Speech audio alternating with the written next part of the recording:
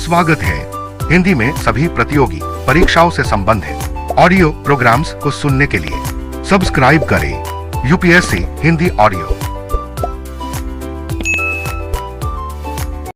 नमस्कार और स्वागत है इस खास चर्चा में। नमस्कार। आज हम एक ऐसी शख्सियत के जीवन को समझने की कोशिश कर रहे हैं जिन्होंने भारत को बड़े सपने देखना सिखाया, डॉक्टर एपीजे अब्दुल कलाम। हाँ। तो इस जानकारी के आधार पर हम उनके सफर को देखेंगे, रामेश्वरम से राष्ट्रपति भवन तक, उनके संघर्ष, उनकी सोच, और कोशिश करेंगे कि वो बातें सामने आए जो आज भी हमें प्रेरणा दे सकती हैं। मतलब एक मछुआरे के बेटे से मिसाइल मैन और फिर जनता के राष्ट्रपति बनने की कहानी, इसमें बहुत कुछ है। तो चलिए शुरू करते हैं उनके बिल्कुल शुरुआती दिनों से। 1931 रामेश्वरम, एक साधारण तमिल मुस्लिम परिवार। हाँ, पिता जैनुलाब्दीन नावों के मालिक थे और स्थानीय मस्जिद के इमाम भी। माँ आशियम्मा एक गृहिणी। घर में आर्थिक तंगी थी, काफी ज्यादा, इतनी कि कलाम साहब को बचपन में अखबार तक बेचने पड़े। सही कहा। और ये सिर्फ पैसों की बात नहीं थी, ये एक तरह से अनुशासन का पहला पाठ था। ट्रांसक्रिप्ट बताता है कि वो सुबह 4 बजे उठते थे। 4 बजे? हाँ, पहले गणित पढ़ते थे क्योंकि उसमें रोशनी चाहिए होती थी और सुबह जल्दी उठना पड़ता था। फिर नहाकर स्टेशन जाते, ट्रेन से अखबार लेते और शहर में बांटते। मतलब इतनी कम उम्र में ये सब? हाँ, और यही अनुशासन, यही मेहनत बाद में उनकी बहुत काम आई, चाहे वो MIT की डेडलाइन हो या अग्नि मिसाइल की चुनौतियां। घर का माहौल भी, जैसा स्रोत बताता है, काफी अलग था। पिता बहुत पढ़े लिखे नहीं थे, पर समझ गहरी थी। बिल्कुल, और उदार थे। रामेश्वरम मंदिर के जो मुख्य पुजारी थे, पक्षी लक्ष्मण शास्त्री, वो उनके पिता के गहरे दोस्त थे। घर पर आध्यात्मिक चर्चाएं आम थी। अलग अलग धर्मों की बातें बड़ी सहजता से होती थीं। हाँ, और इसी माहौल ने शायद उनके अंदर वो सर्वधर्म संभाव की नींव डाली। उनकी माँ के बारे में भी जिक्र है कि वो पहले दूसरों को, जरूरतमंदों को खिलाती थी, फिर अपने परिवार तक। ये सब गुण बचपन से ही आ गए थे। बिल्कुल। स्कूल में वो कोई बहुत तेज छात्र नहीं थे, औसत थे, पर सीखने की इच्छा वो जबरदस्त थी। गणित और भौतिकी में खास रुचि थी। और लगता है शिक्षकों ने शिक्षा को पहचाना। हाँ, स्रोत 2 शिक्षकों का खास जिक्र करता है। एक यादुरई सोलोमन, उन्होंने सिखाया तीव्र इच्छा, आस्था और उम्मीद ये सफलता के लिए जरूरी हैं। और दूसरे थे शिवा सुब्रमण्यम अय्यर। वो विज्ञान को क्लासरूम से बाहर ले गए। हाँ, वो मशहूर किस्सा जब वो बच्चों को समुद्र तट पर ले गए थे। वही, वो पक्षियों की उड़ान समझा रहे थे। क्लास में समझ नहीं आया तो सबको समुद्र तट ले गए, वहां उड़ते पक्षी दिखाए और एरोडायनामिक्स समझाया। और उसी दिन कलाम साहब ने तय कर लिया कि उन्हें एरोनॉटिक्स में जाना है। बिल्कुल। स्रोत कहता है कि वो दिन उनकी जिंदगी का टर्निंग पॉइंट था। एक शिक्षक का जुनून कैसे छात्र की दिशा बदल सकता है, ये उसका उदाहरण है। नामनाथपुरम से पढ़ाई पूरी करके उनका लक्ष्य बना Madras institute of technology, MIT, aeronautical engineering. हाँ, सपना बड़ा था, लेकिन यहाँ एक बड़ी मुश्किल आई। पैसे की? हाँ, आर्थिक। MIT की फीस उस समय करीब 1000 रुपए थी। परिवार के लिए ये बहुत बड़ी रकम थी। तो फिर कैसे हुआ? तब उनकी बड़ी बहन जोहरा आगे आई। उन्होंने अपने सोने के कंगन और चेन गिरवी रख दिए, भाई के सपने के लिए। ये तो बहुत बड़ा त्याग था। यकीनन। और इसका असर कलाम साहब पर हमेशा रहा। उन्होंने तय किया कि वो मेहनत करके जल्दी से जल्दी बहन के गहने छुड़ाएंगे। MIT का अनुभव कैसा रहा? आसान नहीं था। देश भर से बेहतरीन छात्र आए थे, कंपटीशन बहुत था। और फिर वो डीन वाली घटना भी हुई। हाँ, जब प्रोजेक्ट पसंद नहीं आया था डीन को। बिल्कुल। और उन्होंने कलाम को सिर्फ 3 दिन दिए, कहा डिजाइन ठीक करो वरना स्कॉलरशिप वापस ले लेंगे। और कलाम साहब ने चुनौती स्वीकार की, खाना पीना सोना सब छोड़कर काम किया और तीसरे दिन सुबह एक बेहतरीन डिजाइन पेश कर दिया। डीन भी हैरान रह गए। इससे उन्हें दबाव में काम करना आया। हाँ, और समय सीमा का महत्व समझ आया। ये सीख उनके बहुत काम आई बाद में। MIT के बाद उनका एक और सपना था, एयरफोर्स में फाइटर पायलट बनना। हाँ, वो देहरादून गए भी इंटरव्यू के लिए। स्रोत बताता है कि 25 उम्मीदवार थे और चुने जाने थे सिर्फ 8। और उनका नंबर 9वां। वो सिर्फ एक रैंक से चूक गए। ये बहुत बड़ा झटका था। बचपन का सपना टूट गया था। इतनी बड़ी निराशा कोई भी टूट सकता है। हाँ, वो बहुत उदास थे। समझ नहीं आ रहा था कि अब क्या करें। इसी हालत में वो ऋषिकेश चले गए। ऋषिकेश? हाँ, वहां गंगा किनारे उनकी मुलाकात हुई स्वामी शिवानंद से। उन्होंने स्वामी जी को सब बताया, अपनी निराशा। स्वामी जी ने क्या कहा? स्वामी जी ने समझाया, ये तुम्हारी नियति नहीं थी, इसे स्वीकार करो, आगे बढ़ो। तुम्हारा जन्म किसी और महान उद्देश्य के लिए हुआ है। इन शब्दों ने उन्हें हौसला दिया होगा। बिल्कुल, एक नई दिशा मिली। शायद यहीं से उस महान उद्देश्य की तरफ उनका पहला कदम बढ़ा। फाइटर पायलट ना बन पाने की निराशा ने उन्हें वैज्ञानिक बना दिया। ऐसा ही लगता है। इसके बाद उन्होंने दिल्ली में रक्षा मंत्रालय के DDT&P में पहली नौकरी शुरू की, सीनियर साइंटिफिक असिस्टेंट। तनख्वाह भी शायद ज्यादा नहीं थी, करीब 250 रुपए। लेकिन जल्द ही उनका तबादला DRDO में हो गया, defence research and development organisation. हाँ, जो रक्षा तकनीक पर काम करता है। सही। वहां उन्हें एक छोटा स्वदेशी होवरक्राफ्ट बनाने का काम मिला। नाम रखा गया नंदी। और उन्होंने बना लिया। हाँ, सीमित साधनों में भी उन्होंने और उनकी टीम ने इसे सफलतापूर्वक बनाया। तब के रक्षा मंत्री VK कृष्ण मेनन ने खुद उसमें उड़ान भरी, काफी तारीफ की। और यहीं उनकी मुलाकात डॉक्टर विक्रम साराभाई से हुई। हाँ, ये एक बहुत बड़ा मोड़ था। डॉक्टर साराभाई उस समय भारत के अंतरिक्ष कार्यक्रम की नींव रख रहे थे। उन्हें टैलेंटेड लोगों की जरूरत थी। उन्होंने कलाम साहब में वो बात देखी। बिल्कुल, उन्होंने कलाम के काम को देखा, उनकी क्षमता को पहचाना और उन्हें 1969 में इसरो ज्वाइन करने का न्योता दिया। इसरो तो तब बिल्कुल नया था। DRDO में तो उनका करियर सेट हो चुका था। हाँ, ये बड़ा फैसला था, एक स्थापित जगह छोड़कर एक नई अनिश्चित राह चुनना। लेकिन उन्होंने चुनौती ली। और इसरो आते ही उन्हें एक बड़ी जिम्मेदारी मिली। बहुत बड़ी। डॉक्टर साराभाई ने उन्हें भारत का पहला स्वदेशी सैटेलाइट लॉन्च व्हीकल SLV-3 बनाने का प्रोजेक्ट डायरेक्टर बना दिया। SLV-3 यानी वो रॉकेट जो भारत में बनेगा और भारत के सैटेलाइट को अंतरिक्ष में ले जाएगा। हाँ, ये बहुत महत्वाकांक्षी योजना थी। भारत के पास रॉकेट तकनीक का ज्यादा अनुभव नहीं था। चुनौतियां तो बहुत रही होंगी। पहाड़ जैसी, बजट कम, टीम में ज्यादातर युवा और अनुभवहीन लोग, इंफ्रास्ट्रक्चर की कमी और ऊपर से दुनिया का शक।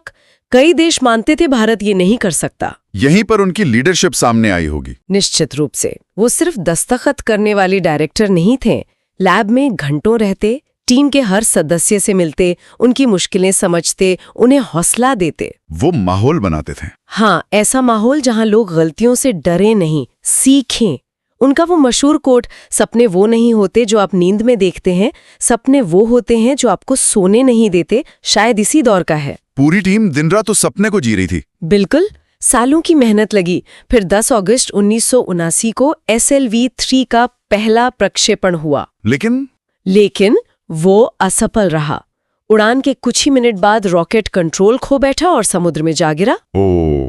ये तो बहुत बड़ा झटका था। पूरी टीम के लिए सालों की मेहनत बेकार। कलाम साहब खुद बेहद निराश थे। ऐसे में टीम को संभालना मुश्किल होता है। यहीं पर प्रोफेसर सतीश धवन, जो उस समय ISRO चेयरमैन थे, उन्होंने कमाल का नेतृत्व दिखाया। प्रेस कॉन्फ्रेंस हुई, तीखे सवाल पूछे गए। उन्होंने क्या किया? प्रोफेसर धवन ने सारी जिम्मेदारी खुद ले ली। कहा, हमें अपनी टीम पर पूरा भरोसा है और मुझे यकीन है कि अगली बार हम जरूर सफल होंगे। फिर उन्होंने कलाम को बुलाया और कहा, जाओ टीम को अगले लॉन्च के लिए तैयार करो। ये होती है लीडरशिप। कलाम साहब के लिए ये बहुत बड़ी सीख थी। लीडर असफलता की जिम्मेदारी लेता है और सफलता का श्रेय टीम को देता है। इस बात ने टीम में नया जोश भर दिया। और फिर अगले प्रयास का नतीजा? ठीक 1 साल से भी कम समय में 18 जुलाई 1980 SLV-3 ने सफल उड़ान भरी और रोहिणी सैटेलाइट को ऑर्बिट में स्थापित कर दिया। ऐतिहासिक क्षण। बिल्कुल। भारत उन गिने चुने देशों में शामिल हो गया जो अपनी सैटेलाइट खुद लॉन्च कर सकते थे। डॉक्टर कलाम रातों रात नेशनल हीरो बन गए। उन्हें पद्म भूषण मिला। लेकिन ये सफर यहीं नहीं रुका। इसरो के बाद वो वापस DRDO गए। हाँ, 1982 में तत्कालीन प्रधानमंत्री इंदिरा गांधी ने उन्हें वापस बुलाया। इस बार जिम्मेदारी और बड़ी थी, IGMDP का नेतृत्व करना। IGMDP यानी integrated guided missile development programme. हाँ, लक्ष्य था भारत को मिसाइल टेक्नोलॉजी में आत्मनिर्भर बनाना पूरी तरह से। ये ISRO से कितना लगता? काफी अलग। ISRO का माहौल थोड़ा एकेडमिक था। DRDO रक्षा मंत्रालय के तहत था, तो नौकरशाही ज्यादा थी। कई अलग अलग लैब्स थीं, उनमें तालमेल कम था। तो कलाम साहब के सामने चुनौती थी सबको एक साथ लाने की। बिल्कुल, एक साझा लक्ष्य देना। उन्होंने वही तरीका अपनाया जो ISRO में कामयाब रहा था। व्यक्तिगत जुड़ाव, प्रेरणा और एक बड़ा सपना दिखाना। उन्होंने देश भर की लैब्स, संस्थानों, यहाँ तक कि प्राइवेट इंडस्ट्री को भी जोड़ा। हाँ, सबको यकीन दिलाया कि मिलकर हम भारत को मिसाइल शक्ति बना सकते हैं। और IGM-DP के तहत कौन-कौन सी मिसाइलें बनी? एक साथ 5 मिसाइलों पर काम शुरू हुआ। पृथ्वी, अग्नि, त्रिशूल, नाग और आकाश। ये अपने आप में बहुत बड़ी बात थी। संसाधन तो यहाँ भी कमी होंगे। हाँ बिल्कुल। स्रोत याद दिलाता है कि कैसे शुरुआती दिनों में रॉकेट के पुर्जे साइकिल और बैलगाड़ी पर ले जाए जाते थे। कलाम साहब कहते थे, सीमित साधन आपकी रचनात्मकता बढ़ाते हैं। इनमें सबसे चुनौतीपूर्ण कौन सी थी? शायद अग्नि, लंबी दूरी की बैलिस्टिक मिसाइल। तकनीक बहुत जटिल थी और इसी बीच पश्चिमी देशों ने भारत पर MTCR प्रतिबंध लगा दिए। मतलब टेक्नोलॉजी मिलनी बंद हो गई? हाँ, मिसाइल बनाने के लिए जरूरी चीजें मिलनी बंद हो गईं। ये बहुत बड़ा झटका था। फिर तब कलाम और उनकी टीम ने कहा, अगर दुनिया हमें तकनीक नहीं देगी तो हम अपनी तकनीक खुद बनाएंगे। ये भारत के वैज्ञानिक स्वाभिमान की बात बन गई। और उन्होंने कर दिखाया? हाँ, दिन रात मेहनत करके स्वदेशी तकनीक विकसित की। फिर आया अग्नि के परीक्षण का दिन, 22 मई 1989। क्या हुआ उस दिन? लॉन्च से ठीक पहले कंप्यूटर ने गड़बड़ी बताई। लॉन्च रोकना पड़ा। टीम में निराशा फैल गई। लोग कहने लगे शायद आज का दिन ठीक नहीं। लेकिन कलाम साहब, उनका संकल्प देखिए। उन्होंने टीम से कहा, तुम सब थक गए हो, जाओ आराम करो। मैं और कुछ कोर टीम के लोग यहीं रुकेंगे, हम इसे ठीक करेंगे और कल सुबह फिर कोशिश करेंगे। वो रात भर वहीं रहे? हाँ, समस्या ठीक की गई और अगले ही दिन 22 मई 1989 को अग्नि ने सफलतापूर्वक उड़ान भरी। वाह, ये तो कमाल का नेतृत्व था। और इसी के बाद मीडिया ने उन्हें मिसाइल मैन ऑफ इंडिया कहा। उन्होंने भारत को रक्षा तकनीक में आत्मनिर्भर बनाया। लेकिन वो सिर्फ मिसाइल मैन नहीं थे। उन्होंने तकनीक का आम आदमी के लिए इस्तेमाल पर भी जोर दिया। हाँ, ये उनके व्यक्तित्व का बहुत अहम पहलू है। वो मानते थे कि विज्ञान का आखिरी मकसद इंसान की जिंदगी बेहतर बनाना है। जैसे वो पोलियो कैलिपर्स वाली बात। बिल्कुल। उन्होंने देखा कि मिसाइलों में इस्तेमाल होने वाला कंपोजिट मटेरियल हल्का और मजबूत है, तो सोचा क्यों ना इससे पोलियोग्रस्त बच्चों के लिए कैलिपर्स बनाए जाएं। पहले वाले बहुत भारी होते थे। और उनके प्रयास से हजारों बच्चों को फायदा हुआ। हाँ, और ऐसे ही उन्होंने डॉक्टर सोमा राजू के साथ मिलकर हृदय रोगियों के लिए सस्ता कोरोनरी स्टेंट बनाया, कलाम राजू स्टेंट। इसने लाखों लोगों के लिए इलाज सस्ता कर दिया। तो वो वैज्ञानिक भी थे और मानवतावादी भी। बिल्कुल। फिर 1992 में वो प्रधानमंत्री के मुख्य वैज्ञानिक सलाहकार और DRDO सचिव बने। और इसी दौरान पोखरण 2 परमाणु परीक्षण हुए। हाँ, 1998 में अटल बिहारी वाजपेयी जी की सरकार थी। भारत को परमाणु शक्ति बनाने का फैसला हुआ। डॉक्टर कलाम इस मिशन के मुख्य समन्वयकों में से एक थे। ऑपरेशन शक्ति बहुत गोपनीय मिशन था। हाँ, सबसे बड़ी चुनौती थी दुनिया की, खासकर जासूसी सैटेलाइट्स की नजर से बचना। इसलिए सब कुछ गुप्त रखा गया। वैज्ञानिक सेना की वर्दी में जाते थे। कलाम साहब भी? हाँ, वो मेजर जनरल पृथ्वीराज के छद्म नाम से वहां थे। और फिर परीक्षण सफल रहे? हाँ, 11 और 13 मई 1998 को 5 सफल परमाणु परीक्षण हुए। भारत परमाणु शक्ति बन गया। डॉक्टर कलाम फिर से देश के हीरो थे। इसके बाद अंतर्राष्ट्रीय प्रतिबंध भी लगे। कई देशों ने लगाए, लेकिन भारत और डॉक्टर कलाम डटे रहे। साफ किया कि ये हथियार आत्मरक्षा के लिए है, हमले के लिए नहीं। और यहीं से भारत की नो फर्स्ट यूज पॉलिसी आई। इन तकनीकी कामों के साथ साथ वो एक और सपने पर काम कर रहे थे, इंडिया 2020। हाँ, उनका मानना था कि भारत एक विकसित राष्ट्र बन सकता है। उन्होंने YS राजन के साथ मिलकर एक किताब लिखी, India 2020 a vision for the new millennium. इसमें क्या था? एक रोड मैप था कि कैसे भारत 2020 तक विकसित देश बन सकता है। 5 मुख्य क्षेत्रों पर जोर था: कृषि, शिक्षा, स्वास्थ्य, ICT इंफ्रास्ट्रक्चर और जरूरी टेक्नोलॉजी में आत्मनिर्भरता। और वो पूरा का कॉन्सेप्ट? हाँ, PURA, provision of urban amenities in rural areas, यानी गांव में शहरों जैसी सुविधाएं देना, सड़क, बिजली, संचार, शिक्षा, स्वास्थ्य, ताकि लोगों को शहरों में न जाना पड़े। इस पूरे विजन के केंद्र में कौन थे? युवा। वो मानते थे भारत का भविष्य युवा है। वो देश भर के स्कूलों, कॉलेजों में जाते थे, लाखों छात्रों से मिले, उन्हें बड़े सपने देखने को कहा। उनका वो वाक्य, small aim is a crime. हाँ, छोटा लक्ष्य रखना अपराध है। वो छात्रों को 11 सूत्रीय शपथ भी दिलाते थे। देश सेवा, मेहनत, नैतिक मूल्य। वो एक पूरी पीढ़ी को प्रेरित कर रहे थे। बिल्कुल, लेकिन शायद किसी ने नहीं सोचा था कि वो देश के सर्वोच्च पद पर पहुंचेंगे। 2002 में राष्ट्रपति के.आर. नारायणन का कार्यकाल खत्म हो रहा था, तब अचानक उनका नाम सामने आया। हाँ, ये काफी अप्रत्याशित था। वो सक्रिय राजनीति में नहीं थे, अन्ना यूनिवर्सिटी में पढ़ा रहे थे। पर लगभग सभी दल सहमत हो गए। हाँ, ये भारतीय राजनीति का एक दुर्लभ पल था। 25 जुलाई 2002 को डॉक्टर कलाम भारत के 11वें राष्ट्रपति बने। राष्ट्रपति बनने के बाद उन्होंने राष्ट्रपति भवन को कैसे बदला? उन्होंने सबसे पहले दरवाजे आम लोगों, खासकर बच्चों के लिए खोल दिए। उसे जनता का भवन कहा। और उनकी सादगी? वो तो कायम रही। कहते हैं जब उनके रिश्तेदार शपथ ग्रहण में आए तो सारा खर्च उन्होंने अपनी जेब से दिया, सरकारी पैसे से नहीं। वो बहुत एक्टिव राष्ट्रपति रहे। बिल्कुल, सिर्फ रस्मों तक सीमित नहीं। कहते हैं अपने 5 साल में वो करीब 1,70,00,000 युवाओं से मिले, टेक्नोलॉजी का खूब इस्तेमाल किया, ईमेल, वेबसाइट से लोगों से जुड़े रहते थे। उन्होंने कुछ परंपराएं भी बदली। हाँ, जैसे इफ्तार पार्टी का खर्च बंद करके पैसा अनाथालयों को दान कर दिया। कुछ बिल, जैसे लाभ के पद वाला बिल, उन्हें ठीक नहीं लगा तो पुनर्विचार के लिए वापस भेज दिए। 2007 में कार्यकाल खत्म हुआ। वो इतने लोकप्रिय थे, दूसरे कार्यकाल की बात नहीं हुई। बात तो हुई थी, लेकिन जब उन्हें लगा कि उनके नाम पर पूरी सहमति नहीं बन रही तो उन्होंने खुद को अलग कर लिया। और जब वो राष्ट्रपति भवन से गए तो कहते हैं उनके पास सिर्फ 2 सूटकेस थे। सादगी की मिसाल। राष्ट्रपति पद छोड़ने के बाद उन्होंने क्या किया? वो वापस वहीं लौट गए जहां से आए थे, पढ़ाने युवाओं के बीच। अन्ना यूनिवर्सिटी, IIM शिलोंग, अहमदाबाद, इंदौर, कई जगह पढ़ाना शुरू किया। अपना ज्ञान बांटना चाहते थे। बिल्कुल, और लिखना भी जारी रखा। हाँ, wings of fire, ignited minds, turning points, कई किताबें लिखी जो आज भी लाखों लोगों को प्रेरणा देती हैं। और उनका अंत भी उसी काम को करते हुए आया जिससे उन्हें प्यार था। हाँ, 27 जुलाई 2015 IIM शिलोंग में लेक्चर दे रहे थे, तभी दिल का दौरा पड़ा और उनका निधन हो गया। वो हमेशा कहते थे, मुझे एक शिक्षक के रूप में याद रखा जाए। उनकी ये इच्छा पूरी हुई। उनके पूरे जीवन को देखें तो उनके दर्शन का सार क्या था? सार बहुत सीधा था। सादा जीवन, उच्च विचार। वो दिन में 18 घंटे काम करते थे। एक सच्चे कर्मयोगी, आजीवन छात्र रहे, हमेशा सीखते रहे। और विनम्रता?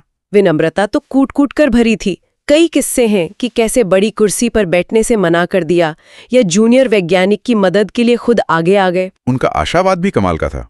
फेल एंड नो की वो व्याख्या? हाँ, फेल यानी first attempt in learning, and यानी एफर्ट नेवर डाइज, और नो यानी नेक्स्ट अपॉर्चुनिटी।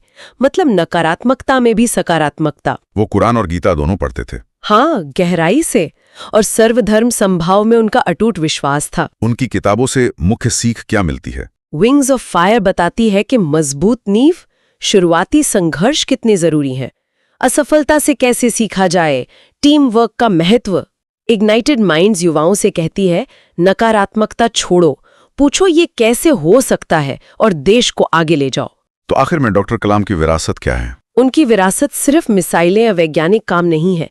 असली विरासत है आत्मविश्वास, बड़े सपने देखने और उन्हें पूरा करने का साहस, ज्ञान का सम्मान, सादगी, विनम्रता और सबसे बढ़कर देश के लिए निस्वार्थ सेवा।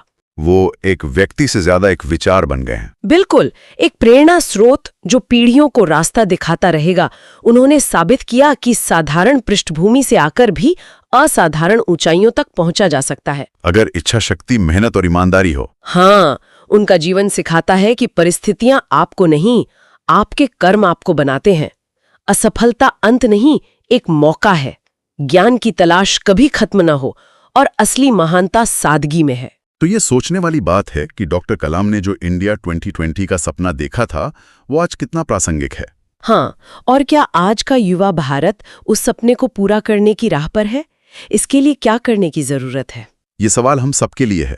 डॉक्टर कलाम का जीवन, उनके विचार एक खुली किताब है जिनसे हम हमेशा सीख सकते हैं। चलिए, इसी विचार के साथ आज की इस बातचीत को यहीं रोकते हैं। सुनने के लिए धन्यवाद। धन्यवाद।